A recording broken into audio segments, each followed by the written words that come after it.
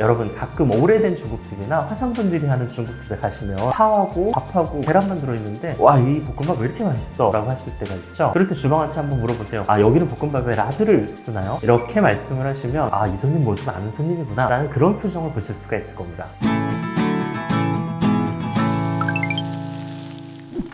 안녕하세요. 오랜만에 인사드립니다. 미트러버의 황 사장입니다. 사실 미트러버 뉴스를 개국했기 때문에 이 기회에 이름을 바꿔볼까 잠깐 생각을 했었어요. 뭐 황 기자나 뭐 황 PD 같은 걸로. 근데 제가 뭐 언론관이 엄청 투철한 사람도 아니고 고기가 좋아서 시작한 방송이니만큼 원래 하던 대로 황 사장으로 가도록 하겠습니다. 중국 요리를 비롯해서 다양한 요리, 심지어 제과 제빵에까지 쓰이는 라드, 바로 돈지라고도 부르죠. 돼지 기름입니다. 이 돼지 기름에 대해서 오해와 진실을 한번 얘기해보는 방송을 준비해봤습니다.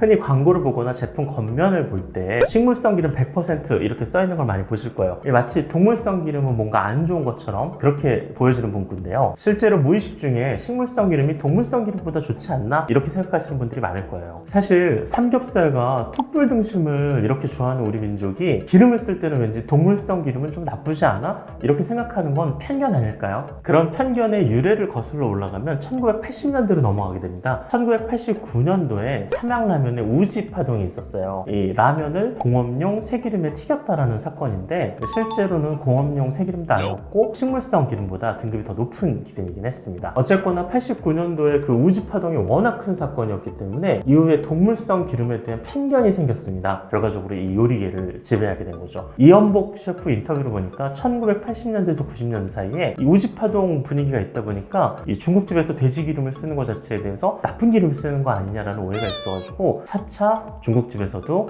이 돼지 기름을 포기하게 됩니다. 그러면 동물성 기름에 대한 오해가 어느 정도 풀린 지금도 왜 이 라드를 안 쓰는 집들이 많냐? 이해관계가 되게 명확해요. 대중들의 입맛은 이미 식물성 기름에 익숙해진 게 첫 번째가 있고요. 두 번째, 가게에서는 굳이 라드를 만들 필요도 돈을 주고 살 필요도 없고, 그리고 가격이 생각보다 약간 비싸거든요. 그리고 이게 하수관을 막히게 하는 주범이 되기도 합니다. 그러니까 여러모로 번거로운 거죠.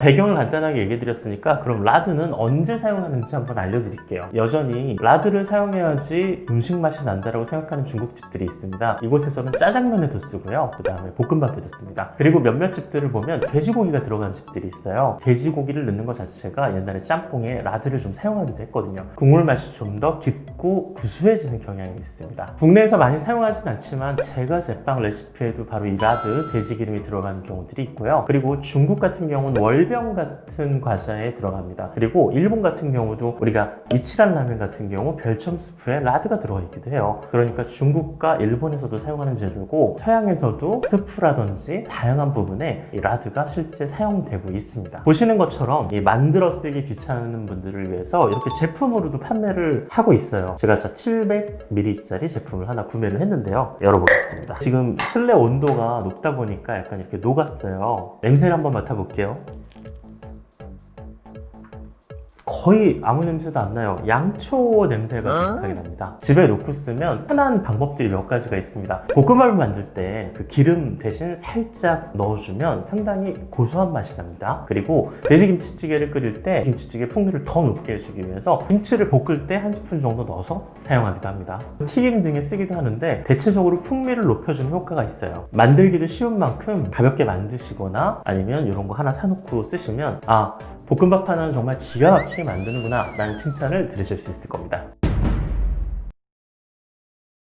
라드에 대해서 사람들이 가장 많이 하는 오해 중에 하나가 이 싸구려 식재료라는 인식이 있는데 생각보다 고급 식재료입니다. 14kg짜리 말통 하나에 인터넷가로 한 5만 원 정도 하고요. 그리고 700ml 제품 같은 경우는 만원 초반대, 저는 12,000원에 구매를 했습니다. 스윗버터가 1kg에 2만 원대 형성돼 있다면 이 라드 같은 경우는 1kg를 기준으로 했을 때 만원 중반대예요. 그러니까 버터하고 비교를 했을 때도 같은 동물성 기름이기도 하지만 스윗버터하고 비교해도 가격이 낮지가 않습니다. 물론 지금 말한 기준은 정제된 라드를 기준으로 얘기를 한 거고요. 라드를 직접 만드신다면 상당히 저렴하게 만드실 수도 있습니다. 왜냐면 동네 정육점에 가셔서 말씀만 잘하시면 1kg에 한 1,000원 정도면 얼마든지 구매를 할 수가 있다고 합니다. 만드는 법도 상당히 간단해요. 돼지 비계를 모아가지고 냄비에다가 끓는 물을 살짝 깔고 그 다음에 볶아줍니다. 계속해서 볶아주면 이 기름이 나오면서 이 돼지 비계가 쫄아들게 돼요. 그러면 이 기름을 체에 걸러서 그냥 보관하면 이렇게 굳어서 잘 잘 보관할 수 있는 상태가 됩니다. 개인적으로는 이 돼지 기름을 어떻게 쓰냐면 삼겹살 같은 걸 주문했을 때 기름의 양이 너무 많으면 좀 잘라 넣습니다. 그리고 볶음밥을 할 때 돼지 기름을 살짝 둘러가지고 하기도 해요. 라드 사용법하고 어떻게 보면 비슷한 거죠.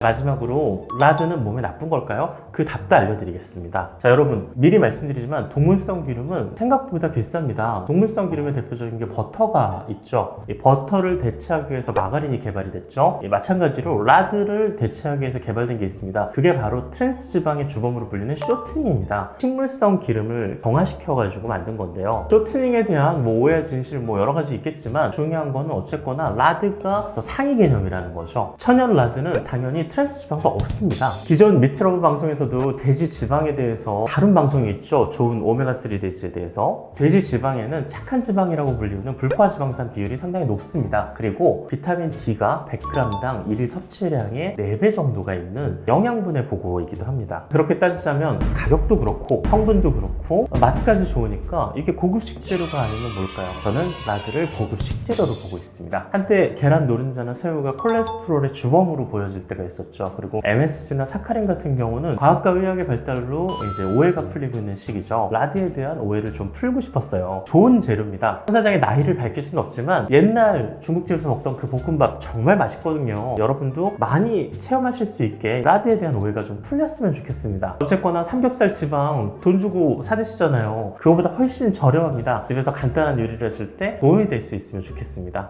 그리고 방송의 원고가 궁금하신 분들은 네이버에서 미트러버 뉴스 검색하시면 거기도 똑같이 올려놨습니다. 좋은 방송 많이 준비하고 방송도 자주 하겠습니다. 좋아요, 구독 눌러주시면 더 열심히 하는 미트러버의 황 사장이 되겠습니다. 감사합니다.